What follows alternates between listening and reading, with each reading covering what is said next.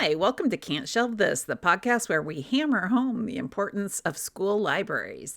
I'm Leah Gregory, and I'm joined by my co-host, Jeanette Durecki. Hey, everybody. And our producer, Ola Gronsky. Hi, everyone. Happy New Year. I can't believe it. Yeah, it's our second New Year episode. It is. I am not a Happy New Year kind of person. After Christmas, I go into a funk and I don't really emerge until, spring. So it's that winter is cute and fun during the holiday season. And then once those are done, it's just a deep depression. Yes. Well, and there's not really anything major I guess there's Valentine's Day, in February, but I feel like the winter is just long. You're just waiting for the next break or big event, right? I feel like I've been hearing a lot of people talk about how the calendar should shift and the new year should start in March. Let's just kind of scale it around. We should start it and we should just totally go embrace back to school mentality. Because I always am very energized in the fall for back to school. I'm ready for a new school year. And then. So if Leah had it, the new year would start August 1st. That would be the new January. No, more like September 1st. Because I personally think that starting in August is too early. But it that's is just too me. early. Well, and what I wonder is would we just really find a reason to dislike the new year no matter when it started? Probably. Potentially, but the gray, nasty cold weather does not help the new year. True, the new year does not have if it was on a beautiful fall day, maybe we could all get behind it a little bit more. So we just need to live in Australia. Yes. That's what you're saying. That could Southern be it. Hemisphere. Except for it's the hottest day of the year then in Australia, and I wouldn't like that either. I'd take cold over it's always interesting hot. to me. I would take cold over that. It's always interesting to me to see all the Christmas pictures or holiday pictures that are all people are in summer wear. And they're wearing their board shorts and, bikinis and all that. Yeah, that's how I take my Christmas photos in my bikini. I mean, maybe you should start. Mind over matter. I don't like to be hot. That is a huge thing. I do not like to be hot and sweaty, so I do not love summer. Well, that's why I'm wondering why you're wishing me the sweatiest New Year ever. I don't want to start the New Year sweaty. Maybe sunny, not sweaty. Okay. So I do not want more summer. But I would be happy with perpetual 75 degrees, nice and sunny, an occasional rain, and then snow on Christmas. And that's it. Occasional All I'm rain. asking for from the Chicagoland area is for a longer fall. We get fall for 2 weeks. Yes. And it's the best, right? It is either 60s and sunny, 70s and breezy and cloudy. That's what I want. Can we bottle it up and extend it further? Down here, it's the opposite. It's spring that's like that. So we either are freezing to death or it's 100 degrees. We very rarely get a chunk of really nice spring weather. So bummer. That is a bummer. I just feel both of those seasons, right? Summer feels endless. Winter feels endless. Spring and fall, so short now. And those are my favorite times of year, those transitions.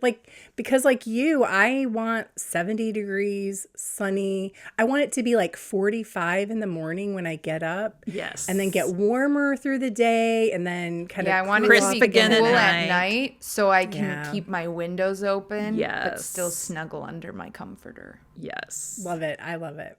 All right, guys, I'm going to go do that now. Bye. Okay, bye. It's been nice talking to you. I do have to give a quick shout out to Ellen. If she is listening, we want to wish Ellen a very happy retirement. Ellen was the former associate director and membership director at Illinois Heartland Library System, and she finished up in the previous year, but this is our first podcast episode since she left, and she does like to listen. So we miss you, Ellen, but we're surviving without you, which is what you would want to hear if you were retiring from a job that you gave so much of your life to. You don't want to hear oh my God, you have to come back. It's falling all apart. But she has been involved with libraries for a very long time and with the systems for, I think it was at least 34 years. So she takes with her a lot of institutional knowledge that we're going to miss a lot.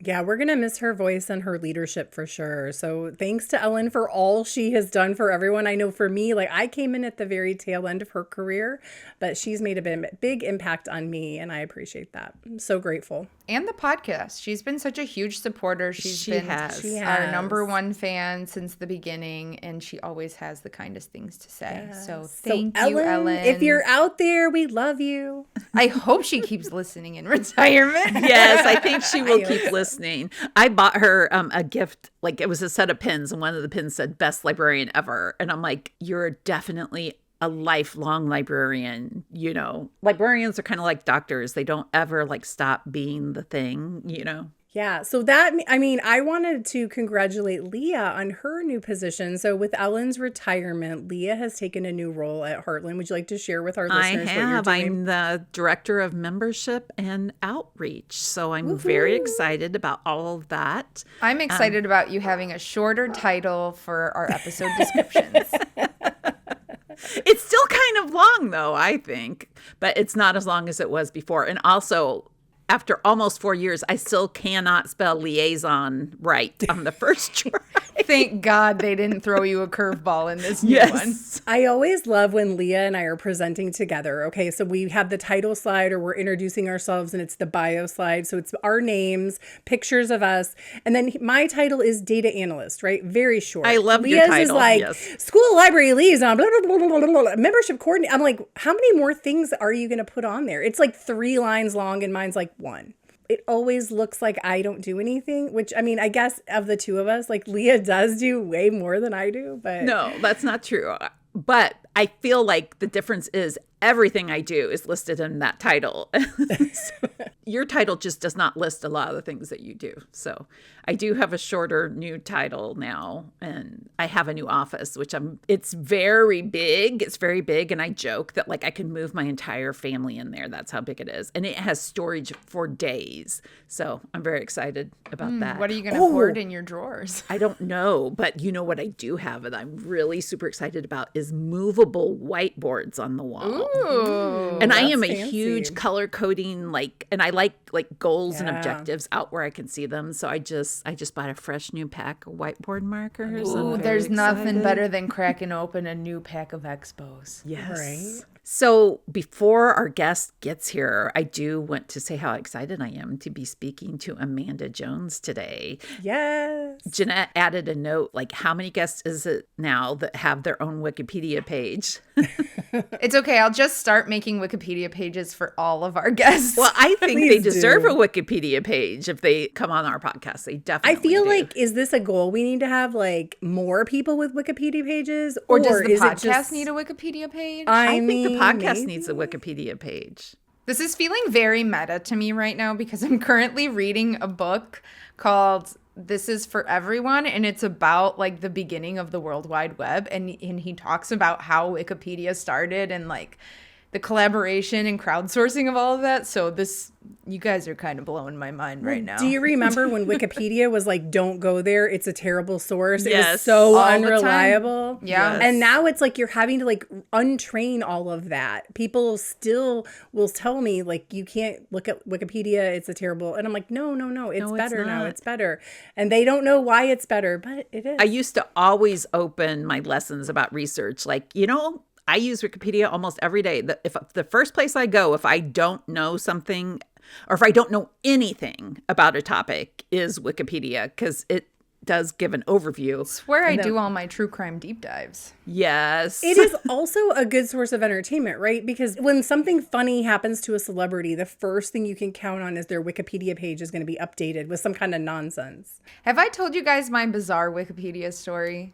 Oh, no. Fill us in. So one time, my sister's friend was reading a Sarah J. Maas book and went to her Wikipedia page to just read up about her randomly. And she sends my sister a screenshot and goes, "Isn't that you and Ola?" And it turns out, for a hot minute, I do have screenshots as proof, Sarah J. Maas's Wikipedia photo was a photo of me and my sister with her at a book signing in That's like awesome. That is unbelievable. Somebody just went out and like found that picture Well, we did have like a book Tumblr, like a sister book Tumblr for a while. So it was probably pulled from that. But like that was the first time I went into the back end of Wikipedia because I was like, who put this here? Like of all the photos, and especially like ACOTAR is so huge. Like they're being optioned for like movies and shows. And I was like, of all the things you found this from like Tumblr in the 2010s. Me with purple hair and bangs, full fringe. I wish I could see this. Okay, send me the I'll screenshot. have to send it to you. Tumblr is having a resurgence. I'm just going to tell you, like, if you're not aware of that, like, it's making it's not. You're right. It's not. I was addicted to Tumblr for a short period of time. I probably should not venture back in there because I spent way too much time on Tumblr. It was just the perfect blend of, like, aesthetic art things, funny jokes, so much like fandom on there. Yeah, I loved it for the fandom. Like all the things I loved had people that were very, very active, going out to find more content that I couldn't be bothered to go find on my own. So it was great. It was very entertaining. It was the best place to find all that stuff kind of aggregated before Pinterest really took off. But Pinterest has always, to me at least, been more crafty, but I know a lot of people don't use it that way. Well, you know, there's going to be a wedding in my family soon, and I had not really been a huge Pinterest user, but I am now because a lot of wedding planning gets done on Pinterest. So the title of the Pinterest channel that we're adding all these things to, we just named it Ick because I don't know why. That's what the name happens. So anyway, all right. Well, should we get ready for our guests? We should get ready for our guest. Today, we're joined by school librarian, author, and activist Amanda Jones. Hi, everybody. Thank you so much for being here today. And before we get started, we have a little icebreaker that we ask everybody. Do you consider yourself more of a print reader, an audiobook reader, or an ebook reader? I'm an ebook reader. It's just easier for me. Audiobooks, because I have a language processing disorder, which is like similar to dyslexia, and I have severe ADHD. I cannot listen to an audiobook. I don't. After 5 minutes, I'm completely not paying attention anymore. That would be really challenging. Yeah, absolutely. In my past life, I was an audiologist. So I'm like, I have all these thoughts in my head right now. As soon as you said that, I was like, oh, yeah, that's not going to work out for you. But I travel a lot. So when I travel, it's easier for me to have books downloaded on my phone.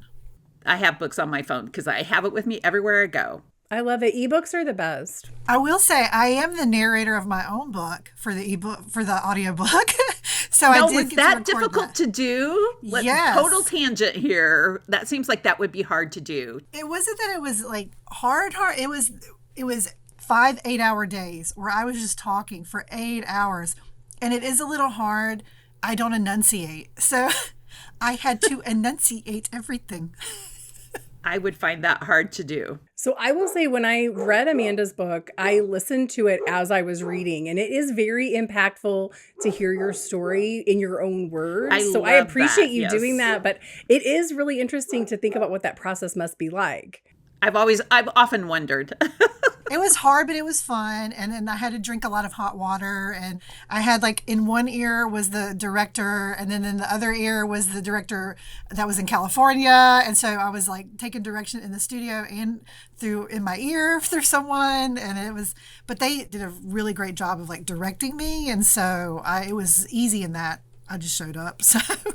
If you would mind sharing with our listeners a little bit of like what your book is about, like kind of what's in it. And then I have some questions about like how difficult it must have been for you to recount some of that. Yeah. So my book, it's marketed as a memoir. So I guess it is a memoir.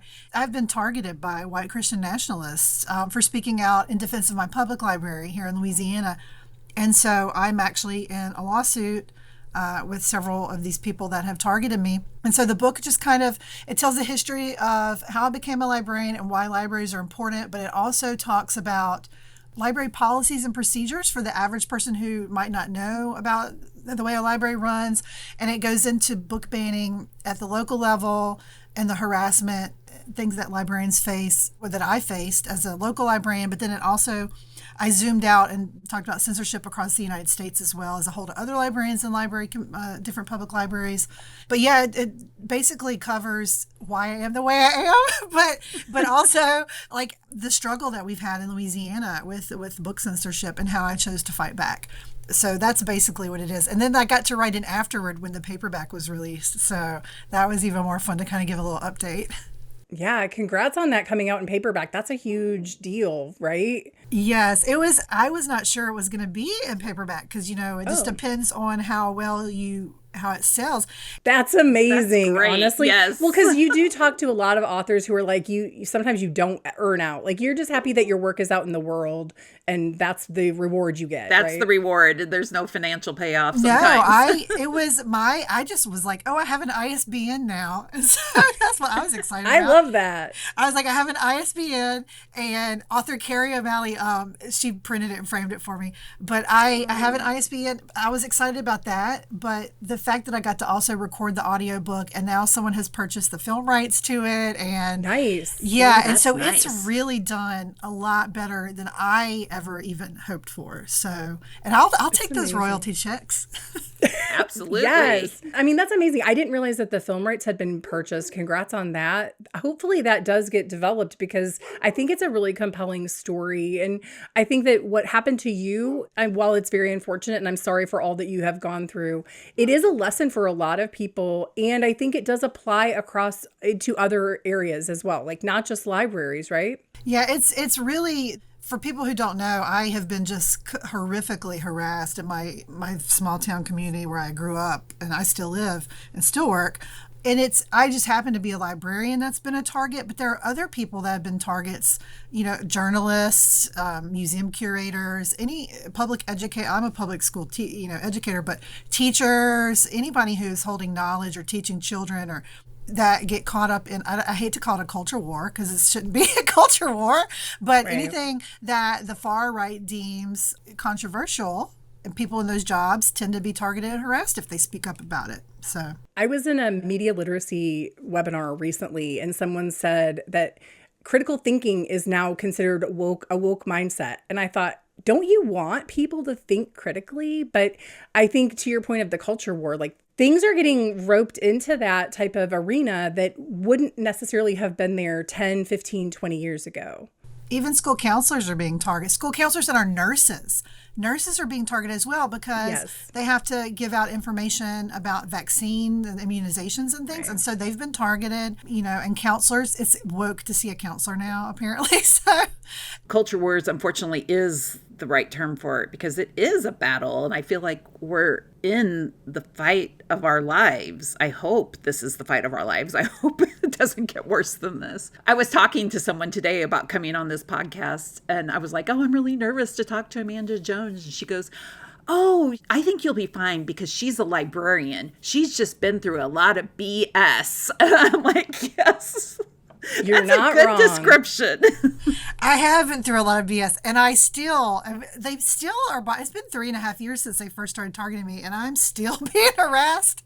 And at this point, I'm like, what are you going to do? I mean, you tried to drag me down and do your best, and it didn't take. So they can keep trying. I just keep showing them up, or trying to at least.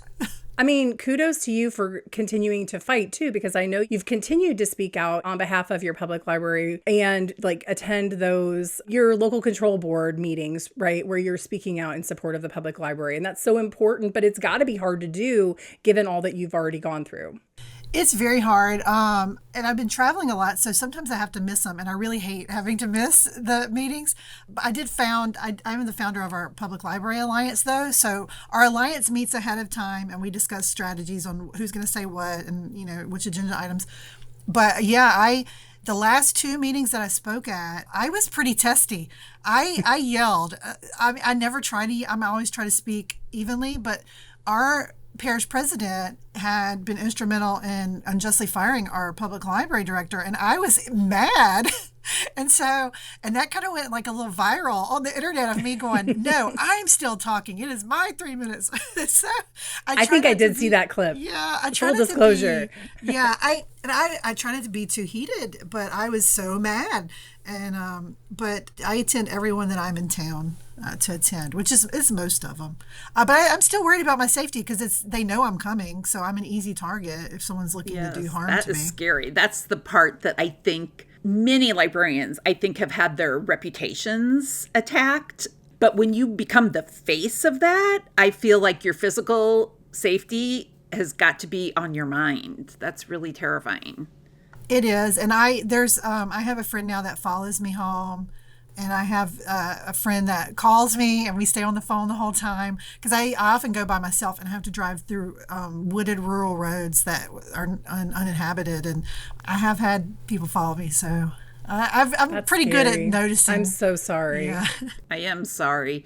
And the things that you never thought, nobody in a million years 10 years ago would think of a librarian being the target of something like that. But here we are. And here we are. And all I did was get up at my public library where I've grown up in my entire life in this community, library card holder since I was 5. And all I did was talk about how we already have policies and procedures. I didn't even talk about any particular books, or I just said we already have policies and procedures in place, and this is all a waste of our time. And apparently that was controversial. I think what's interesting to me and what a lot of people talk about is the fact that you were speaking up for a public library and you're a school librarian. Can you talk about a little bit maybe how that touched your role as a school librarian? So my situation is unique that I was defending the public librarian, and I just have to be a school librarian. But immediately after I went and spoke at the public library, and I didn't say where I worked, but the people that started targeting and harassing me were posting everywhere where I worked, and that they were going to come up to my school. And my death threat, the very first one I got, was included where I worked. And so one of the men that harasses me has posted my online address twice, where I live and where I work and all of that. But I think it's very important that as school librarians, we go and speak out for our public libraries. And that in turn, hopefully the public librarians will speak at the school board meetings when it's time, because I can say things at a public library board of control meeting as a citizen with free speech that I cannot say to my school board who hires and fires me. I would have to be a little more restrained in that aspect. And so that's a good point. Yeah, that's where I really talk about, I always like to point out that ALA has a One Voice ecosystem initiative to where, the archivists and the special collections and the school, we all work together. And so hopefully academic librarians would come to bat for me, and I go to bat for them. And so we all work together. And then, of course, the biggest group of people you get in is the residents, because those, there's way more residents than librarians. And so you hook in the residents to help. But they've tried to get me fired all the time. My senator's legislative aide used to try a lot. I guess she hadn't in a while, so I guess she got tired of it. But yeah, it wasn't working. It didn't take, because I'm in my 25th year, so it didn't take. But I'm not doing anything wrong. I'm not doing anything. I love parents and believe in parental rights. I'm a parent myself, and so I have nothing to hide from parents. I welcome them to call me or email me, and let's have a discussion about anything. But I'm not going to put up with harassment, It crosses the line, right? I would say for the most part, librarians, the work that we're doing, the law is on our side. We have policies, we have procedures, we follow the rule. We are a whole profession of rule followers. So as long as you're following what is set forth, you have no reason to be ashamed or back down when someone challenges that. I mean, my collection development policy was created by the district, so I'm just following the district policy.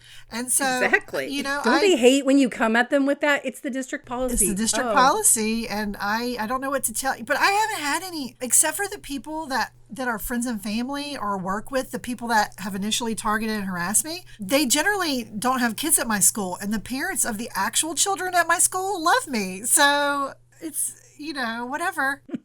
I don't know what to tell them. Obviously, we'd love for them to stop, but I love that you're like, I'm still here and I'm still speaking out. So that is extremely brave and also kind of really badass. No, I mean, I would agree. We keep telling people all the time, you have to keep fighting the good fight. And it does get tiring, right? I'm sure there have been times in your journey where you are exhausted. The past 3.5 years since this all started for me, there has not been a single day where I have not gone to bed exhausted and wished that I could change some things, but I was dealt what I was dealt. And so, and I don't think, because people say sometimes it's brave and courageous, and to me, I'm just upholding the professional standards, that I agreed to when I went to library school and when I took this job. And I'm also, the town where I live in is very religious, and so I was raised Southern Baptist.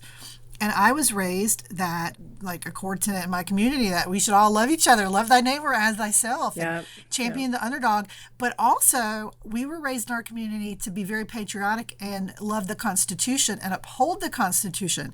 So when these people come in and say, oh, she's woke, whatever, I'm doing what they raised me to do. So I don't know what else to tell them. I'm loving thy neighbor. I'm championing the underdog, and I am sticking to the First Amendment, and I am defending it from people outside and within. So that's, I'm just doing what I'm supposed to, is what I think. Agreed. I agree. Can we talk a little bit about where things stand with your legal battles? Yeah. So for people who don't know, the very two initial men who targeted me, they both created memes about me. One man created a meme that said I advocate the teaching of a certain sex act to 11-year-olds. And another man put a picture of me with a target around my face and said that I give pornography and erotica to 6-year-olds.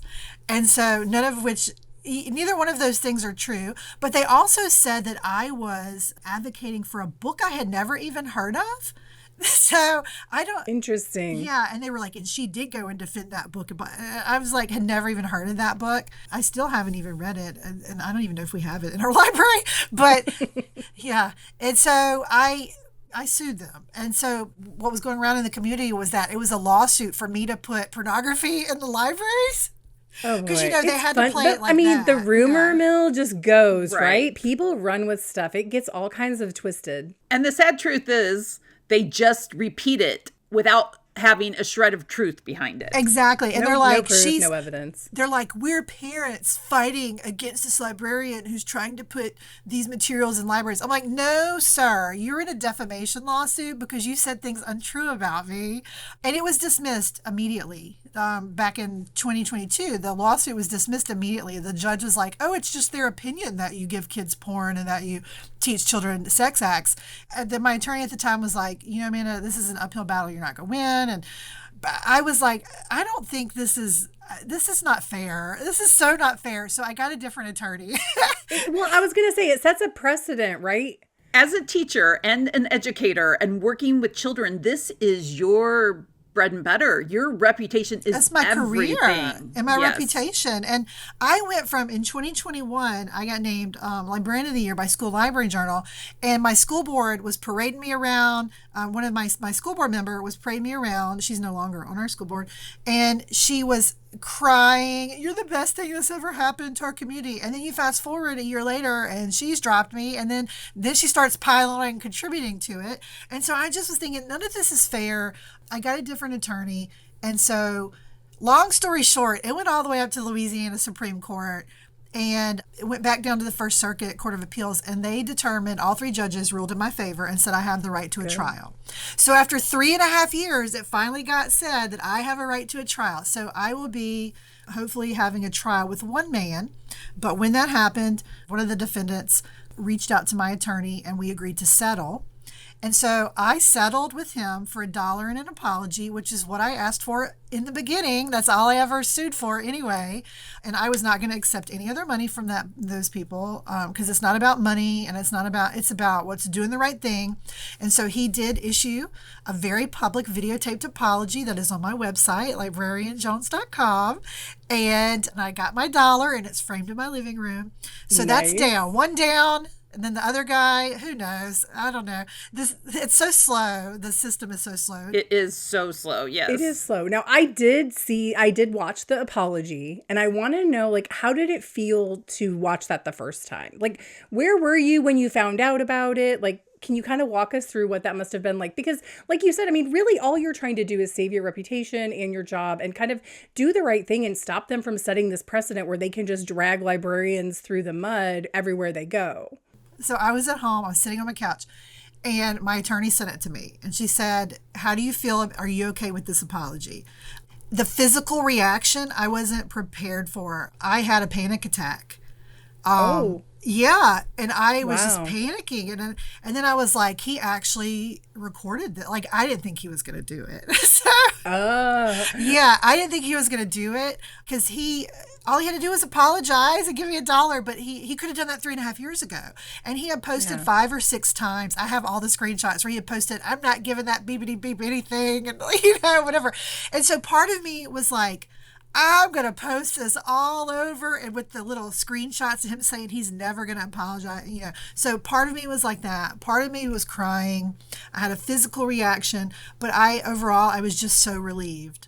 I'm like, thank God he finally, after 3.5 years, admitted he was wrong and he apologized. And so now, I'm done with him. I don't want to have anything to do with him. I'm not going to talk about him or to him, or, I mean, not that I ever did, but he's taken up enough of your life. Yeah, he took up, so I don't think of him anymore, which before I used to, only because I'm like, okay, I've got this trial. I don't think of him anymore. I haven't, unless I'm asked in an interview, I don't think about him. And it's a lot of relief. But also 3.5 years I fought for it. So then I'm like, I get the apology and I'm like, okay, so I guess that's it. Like, there was no fanfare. It was like, I was like, does it feel anticlimactic in some ways? It's so anticlimactic. I wonder if it's a little bit like when you almost have a car accident and you stay calm through it, but then you kind of fall apart. I kind of feel like you might have experienced, like that's maybe where the panic came from. It was a little panic. And then I knew, like, I had seen the video like a week before it was posted online. And so he had to, part of the settlement was that he had to post it on certain platforms on social media. And so I didn't know he was posting it. He posted it before we had signed and submitted to the courts. Ooh. So I wasn't expecting it. And so everybody starts sending me, and I was like, oh. So then I was happy. I was like, and then it went viral, and it was like seen over 500,000 times just off my social media. And so then it was like vindication. That's good. Yes, I can tell you all the librarians I know are like, yes. They were so happy. But I don't know what this says about the fact that I saw people start bashing him. Like, I know Every Library had posted it, and I love Every Library, and they had asked me first. They were like, are you okay? I'm like, yeah, that's okay. And the comments were so mean and hateful to him, though, that I was like, well, this is kind of what they did to me, and so I'm not okay with this either. So, like, you're touching on, like, the difficult part of social media is the pile-on, and I think that is 100% what happened to you. I've heard you speak a couple of times prior to today about your book and, like, when that was coming out in your personal battles, and it sounds like that's 100% what they were doing, just trying to rally everyone behind them against you. And now you do kind of have mixed feelings, I'm sure, about seeing that happen to someone else. Because here's this man who never thought of me and my family. He never thought of my child, not once. And he probably still doesn't. But through every one of my actions, he has children, and I thought of them. And I thought of them and, like, what are they going to see about their father online? And so I was very conscious in the past 3.5 years. I have never written or spoken or said anything hateful, untrue, or derogatory against him other than that I'm mad at what he's done to me. And I feel good about that. I can hold my head up high, but I did feel really bad for him. And then my friends were like, why are you feeling bad for him? Because he never thought about you. And I'm like, yeah, but that's what makes me the difference. A different person than difference. him. I don't think anybody should be piled on. And so I wavered in between, like, do I ask Every Library to take it down? But at the end of the day, I was like, no, because he never took his down. So True. And I didn't post it. So, whatever. Actions have consequences. Yeah, actions have consequences, and I wasn't allowing a pile on my social media. I was just, thank you so much, for your support. And so, that's that. I just have so much respect for your perseverance through all of this. Yeah. That is, my mother has said she went through several versions of The Strong-Willed Child, that awful, awful James Dobson book. That she went through several versions of The Strong-Willed Child, and she just knew that, like, I was just strong-willed, and I'm very stubborn, and I'm very petty. And so I will be in this to the long haul, and I will keep going until I'm satisfied with the outcome. So we'll see. That's great to hear. We work with so many school librarians who do get into skirmishes, not nearly as deep or as long lasting as yours, but it's just so hard to keep going. And it's so hard. Like, you want to fight the good fight, but at some point, they're like, I've got a life, I've got kids, I've got I've still got to be at soccer practice or whatever. And it seems like it takes over your entire life. So it does. On behalf of all of the librarians, we appreciate your perseverance. People don't realize it's taken over like for 3.5 years. I mean, because they won several of the first 2 or 3 rounds in court, and they would mock and celebrate, and they're like, ha ha, and and it's horrible. The whole community's like cheering them all. I'm like, what the crap? But I will say when I made sure to thank everybody, but I didn't go on a ha ha ha tour like they did. But I just feel like right at the very beginning when I started all this, my attorney, the one I have now, has researched, and she said mine was the only case that she could find of a school librarian suing for defamation against someone in this current climate with these current accusations against librarians in school and public libraries. And to me, that's a huge responsibility that I have to see it through. It's so much more. It's not about me anymore. It's about the libraries and setting a precedent for other librarians. And so I'm trying my best to set a precedent so that I do want to see it play out in court. I don't want him to settle. I want it to play out in court so that it sets the precedent, so that maybe it'll protect other people in the future. But how does that feel? That's a heavy mantle to carry. Yeah, it's very a heavy load. But I also look at other librarians just within my own community that can't speak out. And so to me, I feel like, okay, well, I'm fighting for them too. And so that kind of alleviates the load of because I know it's not just me. Like I have a ton of people behind me. I mean, I'm blessed beyond measure and with the supporters. And so I'm trying to stop books from being banned and censored. And the books that are usually banned and censored are books written by the LGBTQ plus community and people of color, and both of those communities have historically been marginalized in the United States or in a lot of places, and so they are going to have to fight for the rest of their lives just to have equal footing, and I don't have to fight for that. So what if I'm in a 10-year battle? I'm not in a historically marginalized group that has to do this for the rest of my life. So I feel like this entire episode is just going to be like Leah and I expressing our gratitude for your willingness to do that. Because like you said, some people can't. And I respect that. Like there are limitations, or like you said, people are already fighting on so many fronts. Maybe this is one that they just are like, I got to let this one go. This on. Right.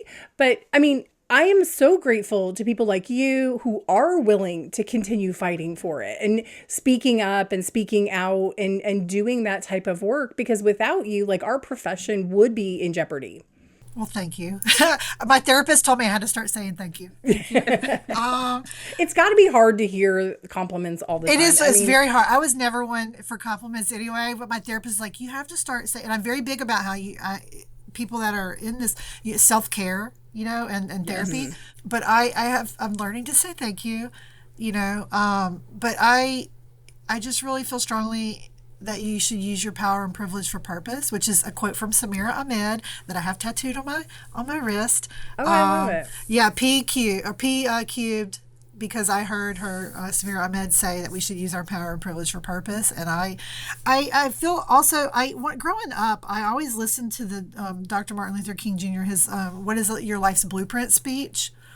And he talks about, whatever you set out to do in life, whether you're the garbage man or the postal worker or a teacher or a doctor or whatever, I don't remember all the professions he names, do it as if God Almighty, I just remember his voice, do it as if God Almighty himself has sent you down to do this job to the best of your ability. And I feel like this is my calling, and so I'm going to do it to the best of my ability, or otherwise I should retire. And so when that happens and I get tired, I will retire, because I want to be the best I can be. I think our kids deserve it. My personal child and our community's kids. They definitely do. And that's a good segue, because my next question is, are your students aware of your activism and what you have been through? It's really weird. So my students are 9, 10, and 11. They're in 5th and 6th grade. So for the most part, no. And I definitely do not, let me say, I do not talk about intellectual freedom, censorship. I don't talk about that with the kids. And I never have mentioned to them that I have a book. Have any of them figured it out on their own, though? Did they come Yes. to you and ask you about your book? Yes, especially because the local Barnes and Noble had a giant display. Can't avoid it then. And then our local indie bookstore, which I love our local indie book, they also had a large display. So a lot of kids are like, we see you in the bookstore. And I'll just say, yeah, I wrote a book that is for adults. That's what I say. I wrote it. And then their eyes get big and I go, no, it's not. Like, It's not an adult book. It's for adults. I tell them, I say, it's about boring library stuff that you probably wouldn't be interested in. I have had some students have read it, though, that they approached me and they said, Miss Jones, I read your book. And so I'll say, oh, well, first thing I ask, do your parents know you've read? And all the time that, yes, ma'am, my mom said, or my dad said I could read it. So I'm like, oh, okay, because I do say the F word in it, One kid even said, okay, this is funny. One kid even said to me, he whispered to me, I won't tell anybody that you wrote the F word in it. I love it. Now he was, but Our secret. Yeah, I was like, thank you, buddy, thank you.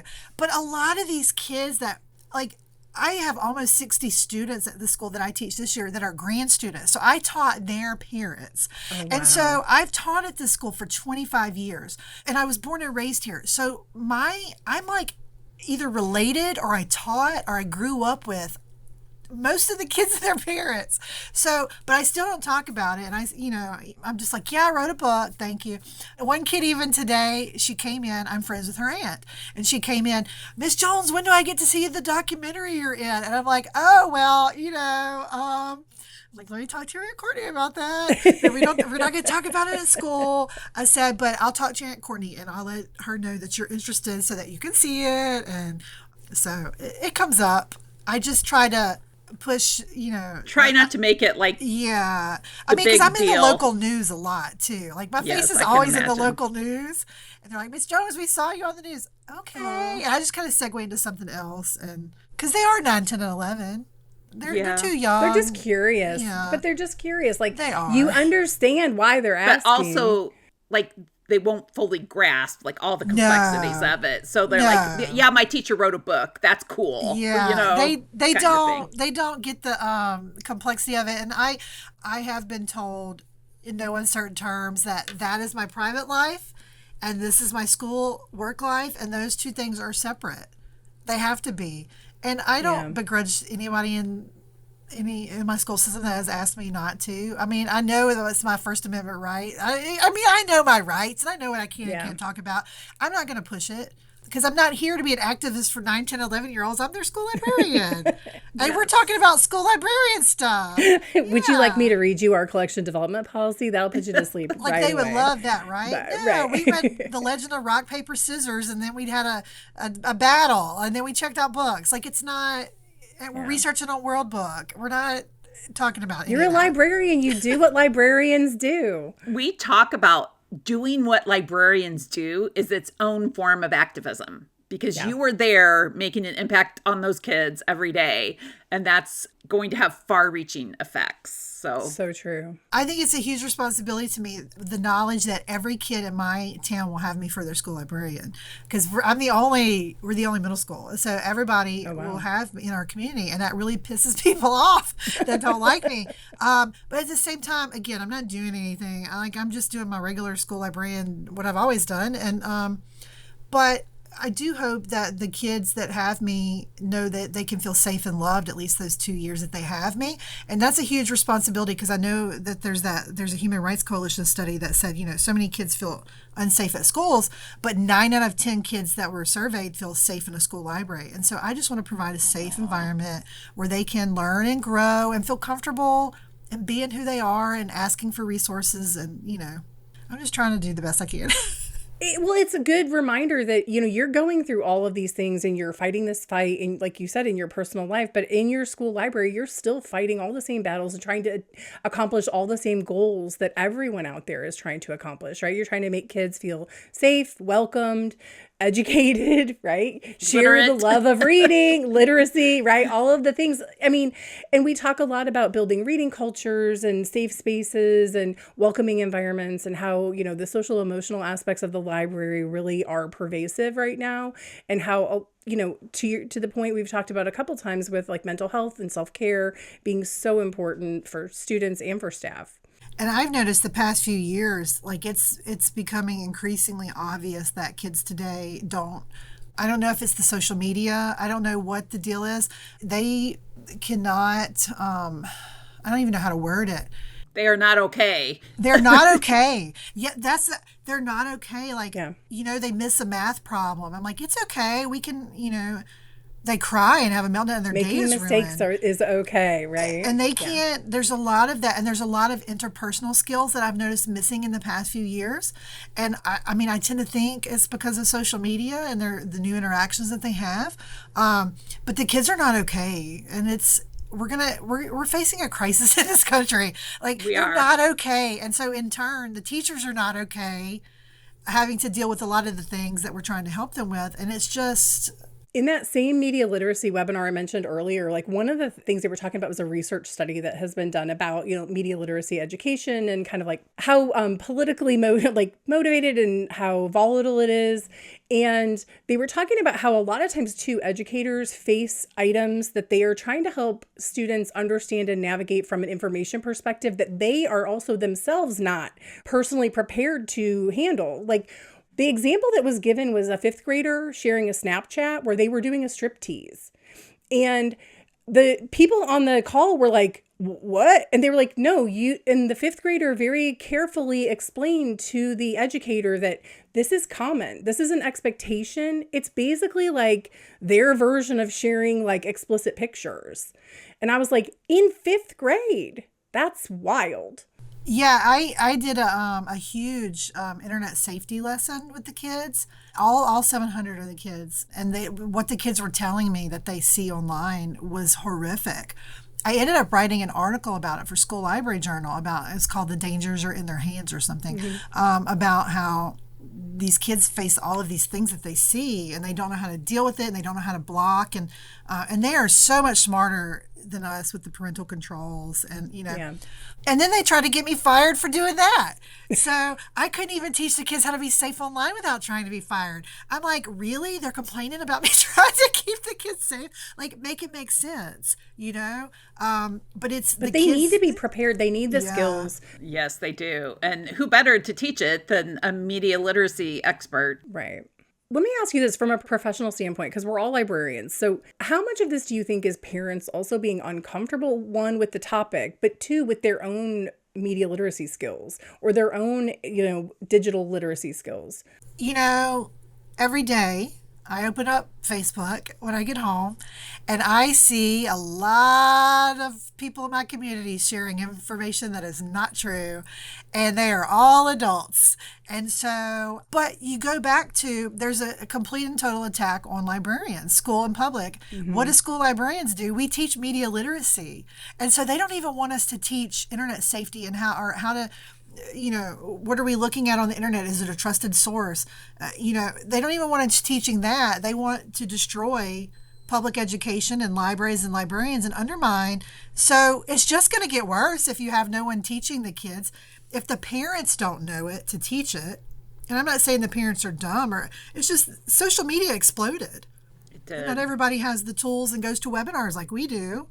No, I agree. I totally agree. Yeah. They were talking about like the different communities or audiences that are vulnerable for it. And they said like adults in general have a hard time. They want to feel like they are smarter than their students, but kids, they adapt and they learn technology way faster than we do. It's just the way it is, right? And they were talking about the elderly, how they are way behind it. They are the most likely to be taken by misinformation, disinformation. They will succumb to all of that way faster because they not only do they not understand always how to decide or determine whether something is true, but they are also struggling with the platform itself. Like they maybe don't know, I think about like all the wrong ways, like my in-laws who are in their 80s have shared things with me. And I was like, do you realize you did this?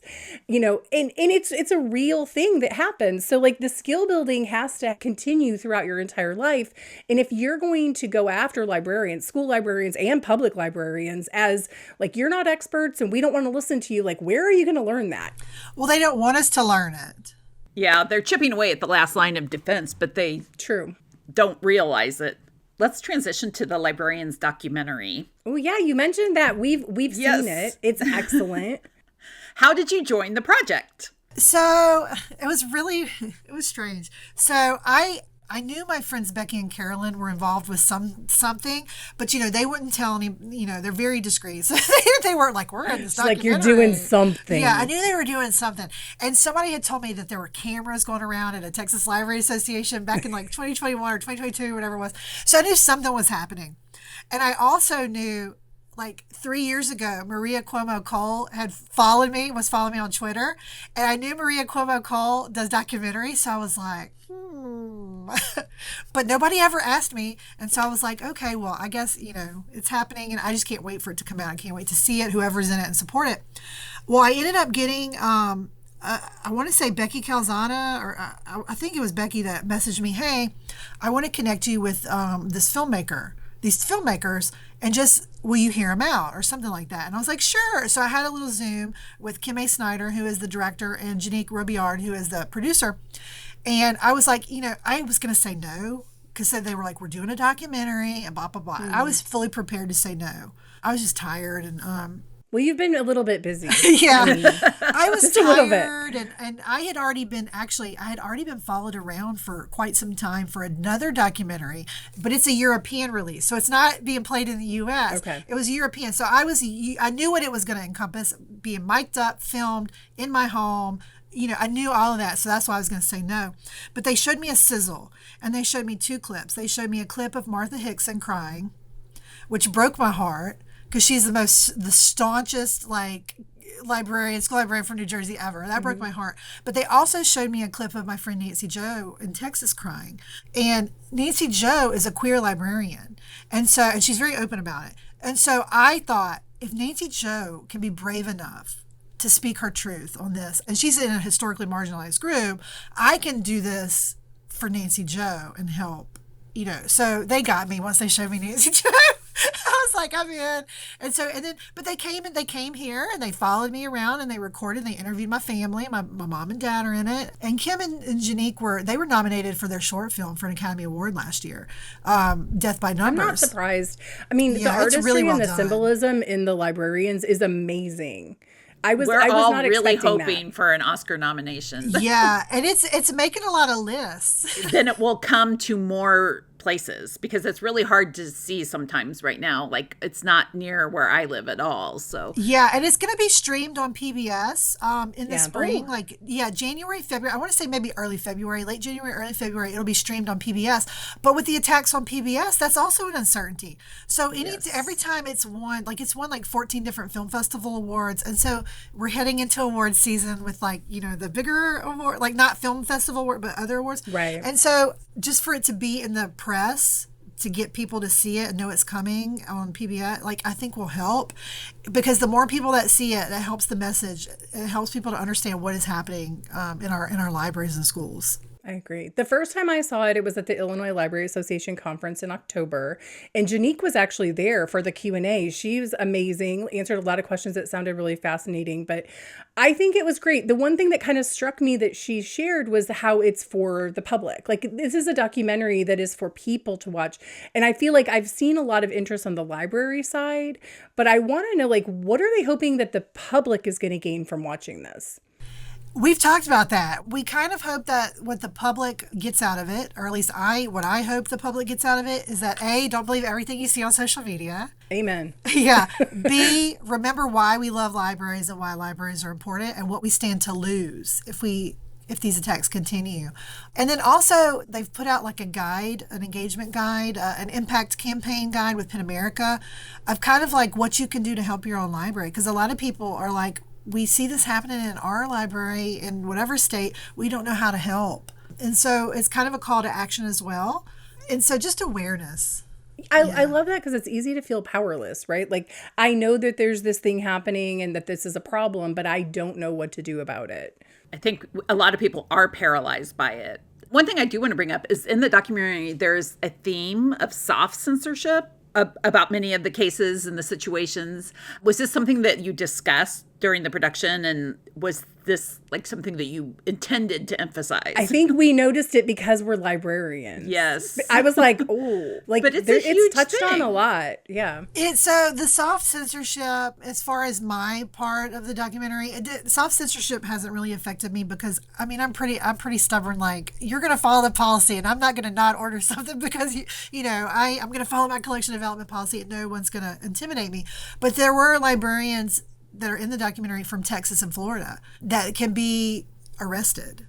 There are now laws about sexually explicit materials. And let me just say, no one's putting sexually explicit materials in school libraries. But some of these laws, like an art history teacher shows the Statue of David or the Sistine Chapel, all of a sudden they can be arrested for showing nudity. And so I think they wanted to point out the absurdity of that in the documentary about how, no, we're not giving children porn, but when you start saying community standards, well, if your community is homophobic, but yeah, they wanted to show how soft censorship can affect. I mean, one of the librarians in the film even talks about, she just questioned something at her school and she got pulled from being a school librarian. Yeah. So that leads into kind of our next theme here. How can school librarians especially start building a support community for themselves from scratch? So if you're from scratch, do like I did, because when I stepped into the role of school librarian, I'm the only one at my school. So it's just me. So I am super obnoxious in that I emailed every librarian in the district, hi, my name's Amanda, we're going to be friends. And I just kind of like, we have to work together. Let's all help each other. And so I started by doing that. I also made a very conscious effort to join librarian groups online on social media, because there is negative, but there's some positives to social media in that you can build up a professional learning network. And so I made a conscious decision to follow librarians that exhibited best practice, like Casey Boyd in Washington, D.C., or Courtney Pentland in Nebraska, or Andrea Trudeau in Illinois. So I started following librarians who were showing best practice and positive examples of what to do in the library. And then I was like, I'm going to force my friendship on them, and then now we're friends. And so, shout out to Casey Boyd, who has been on this podcast. Yes. She's amazing. Yep. I can see why you would want to attach yourself to her star. Casey has been one of my biggest supporters right from the get-go. The very first second I was targeted, and Casey put me in touch with John Kraska from Every Library from the get-go. And John put me in touch with certain people who are now the reason why I have my attorney that I have. So I credit Casey not only with support, but my attorney. And Casey brought me, she actually moderated, or we did a Q&A at a bookstore in DC, and she bought me these boxing gloves that I have in my house. And when I tell you, if there's anybody in this world that I would drop whatever I'm doing and like, it's like time to ride at dawn, it would be Casey Boyd. I love her. That's amazing. I will never be able to repay her for everything she has done for me. Just as a librarian, but as a friend as well. Sorry, that was Casey Love Fest. No, I mean, I'm here for it because we loved having her. She's another one of those people that I will thank endlessly for the way that they champion librarianship. She is, and I learned a lot of my activism from her because I saw her have to defend DC public libraries back in 2020 and 2021. Yeah. And so I took a lot of tips from her, like just watching her and listening to her and seeing what she's done. You can see it in what I do. It's basically, I learned from the best. So. So what about librarians who are scared right now? What advice would you have for them? I would say it's okay and it's normal to be scared. I mean, who wants to be called a groomer and a pedophile in their community on social media? Nobody. But what I will say to librarians is this. You became a school librarian, hopefully for the right reasons, to, teach kids research and find home run books and, but what they have to realize is that they didn't sign a contract saying they were only there for the white, straight, cisgender children. They're there for everybody. And every one of those kids' parents pay taxes, contribute to the community, and every single one of your students deserves to feel seen and loved and reflected on the shelves in your classroom or in your school library. And that doesn't mean you put porn in the libraries because people are, she wants access to every book. No, I don't want kids to have access to every book. But say, I'll use my library as an example, a 5th and 6th grade library. They should be able to see stories that reflect them and their families on the shelves that are age relevant that have been professionally reviewed for their age group. And so if you can't do that, you shouldn't be a school librarian. I mean, you just shouldn't. I 100% agree. Yeah, I remember my very first day of library school, the professor on the very first day said that if you cannot bring yourself to support every child in a school, no matter their background or makeup or culture or beliefs, then you should not be here trying to be a school librarian. And that just stuck with me. And it's been a very long time now, but I think about it every day almost. Well, I don't know if people really think about the fact that librarians every day put their own beliefs and values aside to support the values and rights of everyone. Like, it doesn't matter what your personal core values or beliefs, what religion you follow, any of that, but we all follow this core tenet that you have a right to access to information to learn about all types of things, and that everyone should be able to access materials that are about them and the life they live. I've actually told a former student who's in her 30s, who is in library school, she actually said to me, I don't believe in certain things, whatever. And I said, baby, you need to because I call them all baby, even though they're like 35. I'm like, this is not the profession for you, because you can't bring your personal belief. You're there for every kid. You're there for every kid. She's like, well, I don't believe in, same-sex marriage is what she said. And I said, well, it doesn't matter that you don't believe in it. You have students that have 2 moms and 2 dads. And so it doesn't matter what you believe. You're there to provide comfort and safety and resources for the same-sex couples as well. And so she didn't like that, but yeah. That reminds me of, I think it was Martha Hickson quote in the documentary where someone on a board made a comment about how, like, she would like to talk to her about, like, why 5th graders don't need access to materials that have genitalia. And she's like, I would like to remind them that 5th graders have bleep. It was the best quote. Like, I laughed out loud. I was like, yes, like, we talk to librarians who have parents challenging, like, anatomy texts. Well, and like challenging books about menstrual cycles. And they're like, that's for the parents to teach the kids.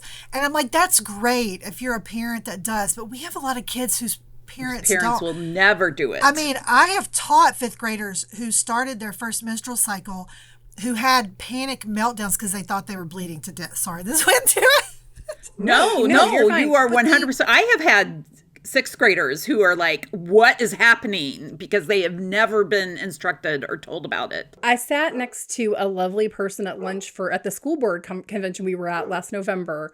She was actually from an organization that teaches sex education to schools in Illinois. And she was talking about how, like, there is this movement to remove information and that parents want to teach it. And she's like, but you forget that parents need access to that information to be able to teach it. Like, you still need books and things to do it. I will never understand anybody who thinks that the way to combat society's ills or problems is to never discuss them. I'm like, the only way to deal with them is to bring them out in the open and make sure that everybody understands the true facts behind it. Because because some of the things that I hear the kids say in passing, like out at the recess grounds, I'm like, oh, that's not, ooh.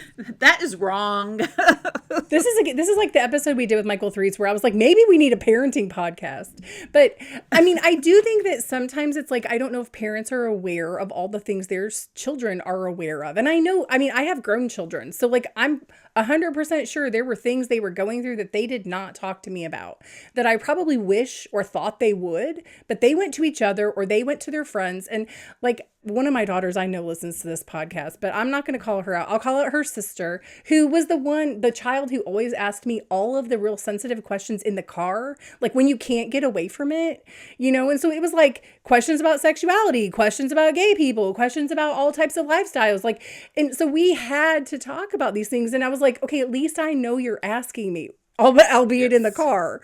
But how many of those conversations did I not have? The talk with my kids was I sat in the hallway and each kid sat in the room listening so that we didn't have to look at each other while we talked about it.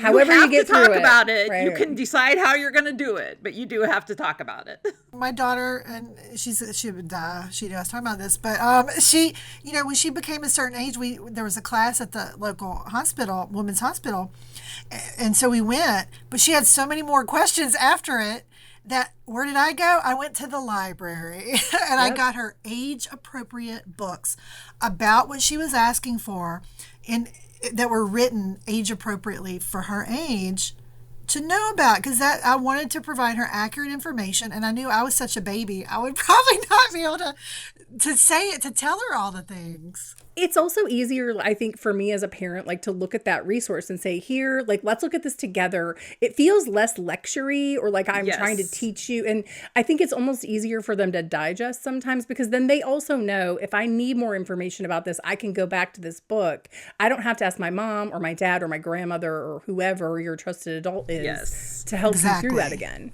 Because who wants to ask? No, it's uncomfortable for a reason, right? Like, yes, exactly. Which hence the not being able to look at each other. Yeah, I'd rather them, if they're afraid to ask an adult, I'd rather them get accurate, age appropriate, age relevant information than Google it. And that's why they need it available, and they need it in the catalog, and they need to know where to find it in their library so that they don't have to ask. But that's the whole point, though. When you're talking about book bans and censorship, none of these people actually want to really protect children, because if they really wanted to protect children, we'd start with the social media. We wouldn't start with the libraries. We would start with the online developers. We wouldn't start with your local friendly school librarian. So that is they don't want to true. they don't want to protect the children. It's not about protecting children from anything. It's about power and control. It is about power and control. Yeah. And the kids are caught in the crossfire, unfortunately. Yeah. It's very sad. It's also very sad because all of these people that are pushing censorship to protect the children, you know, quote unquote, are setting horrific examples of how to act for the very children that they say they're wanting to protect. I look at these people that are screaming at librarians, calling them groomers and pedophiles, and they go online and they just trash their children's teachers and librarians, and they talk to us like we're dirt. And I'm thinking, that is such a horrible example to set for children, because you wouldn't want anybody to treat your child that way. But apparently it's okay for them to act that way, which is why in a lot of my activism work that I've been doing, there are things that I want to say and do that I will not, because I know that the kids are watching, and I come from a place, I actually want to protect the children. So I'm trying to set a better example than these people that are calling me names and targeting and harassing me have ever done. Good for you. That's a very hard thing to do, I think. I mean, it's the high road, right? Taking the high road is not always easy. The high road stinks, okay? It does sometimes. I mean, the view is great, but it does stink. Okay, so let's go on to what tips do you have for librarians, or I think we can say people who want to advocate for their libraries or for the profession of librarianship? So, first of all, I say vote all the time, and people are like, ha, ha, ha, ha. No, like really vote. Yeah. Our library almost lost its budget because of a tax that only passed by 161 votes in my area. So we could have lost all 5 branches of our public library because of apathy. So you have to vote, but I tell people you have to watch the agendas. All of the library boards and school boards post agendas in advance. Follow along, and you need to attend these meetings if there's anything questionable happening. And you don't have to attend in person, you can watch online, but you have to stay involved and you have to pay attention, because it's when you don't pay attention is when they slip these things in. But if you're already a person that's paying attention, Activism looks different. My mom goes to public library board meetings, and she's never spoken. She's never gotten up and spoken, but she will wear the color shirt that all the supporters are wearing in the crowd. So she's a body in the crowd wearing the right color that signals she's there for the library. At a lot of these meetings, you can fill out cards saying you don't want to speak, but you oppose this policy or you are for this policy. They especially do that in the legislature. Every time you see an email, a campaign that says fill out this email to tell your legislature, I'm here to tell you they listen. In the Louisiana legislature, there was 9 anti-library bills, and we sent through Louisiana Citizens Against Censorship, who I'm a founding member, we sent 44,000 emails. We got all of the residents to send these emails. Well, so there's all these email campaigns and letter writing campaigns that are happening in all your local communities. You've got to find the organizations and sign on to it, because 8 of those bills failed. And they specifically said in the legislative sessions, we're not voting to pass these laws because we got so many emails saying to vote against it. So they do listen. I know it seems like they don't, but send those emails. We've got to stand up in any way that we can.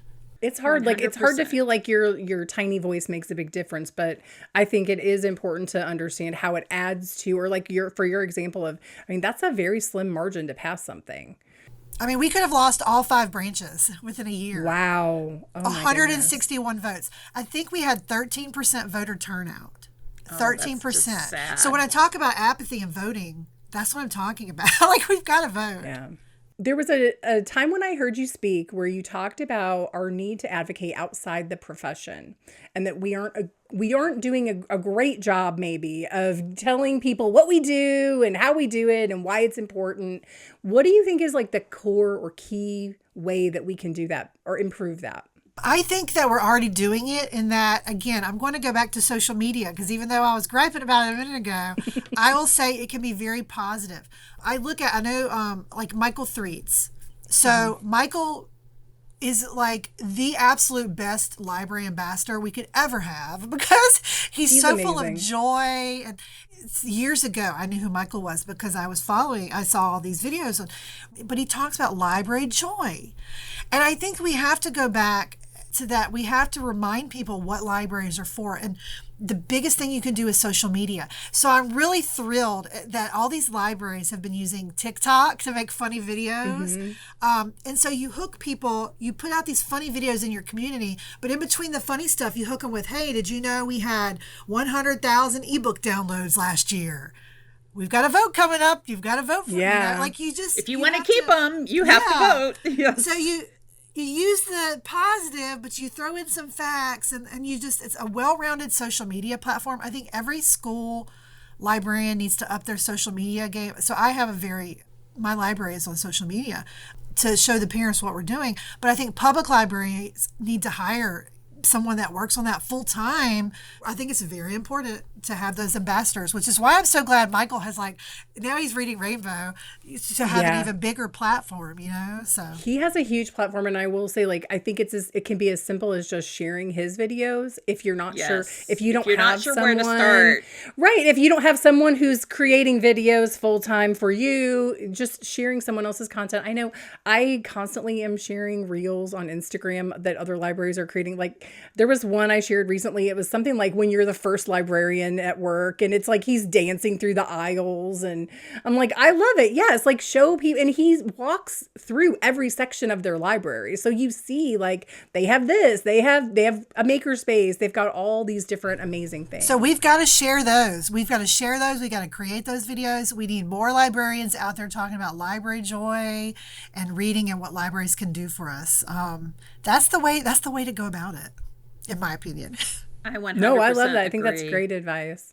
Well, we're getting to the end of our time, and that brings us to our final little section here called shelf care, which you talked about a little bit, taking care of yourself. So, what are some things that you do to keep from going absolutely insane? I've had to learn to say no. That's a tough one. I only started saying no the past month. I was saying yes. You should have started before that. Amanda's I'm new to saying no, but I'm here to tell you, you should do it. I'm here to tell you that it is so freeing, because I was working all day, and then I was spending hours every evening on webinars and Zooms and interviews and things. And so I've had to start saying, because I felt like it's my duty to put the message out there. Like, I'm in this moment in history and I have to, but I realized how it was tearing down like my mental health. And just because I was not taking time off. So now what I do is I do say no sometimes, and I hate it, but I do say no. And so it is a little freeing. But I am in therapy.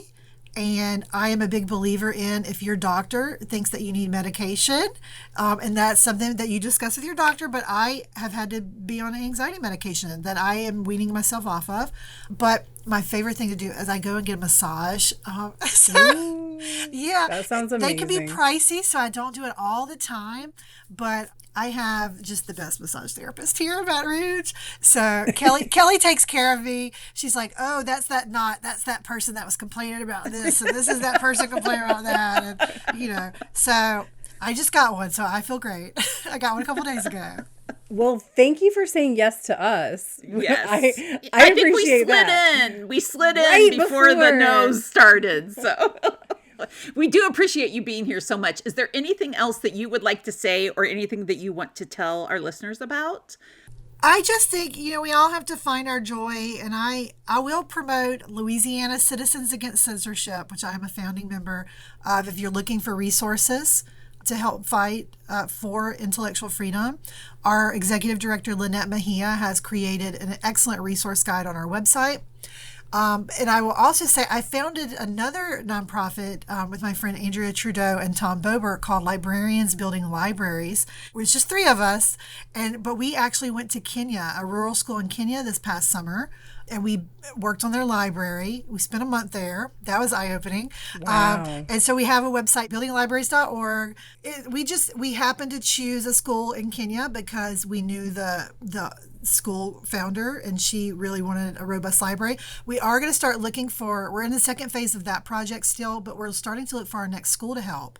Still in Africa, or in another area? Anywhere. Oh, we just wow, happened okay. to choose Africa because Dr. Wasonga, the founder and creator of the school, had mentioned, she's friends with my friend Andrea. They're and she's like, I need a school library. It's my dream for my girls at my school to have this. So we're looking for some. It could be a school down the road from me. It could be a school in California. It could be a school in Thailand. We don't know. We're going with our hearts on who needs, where we feel we can help the most.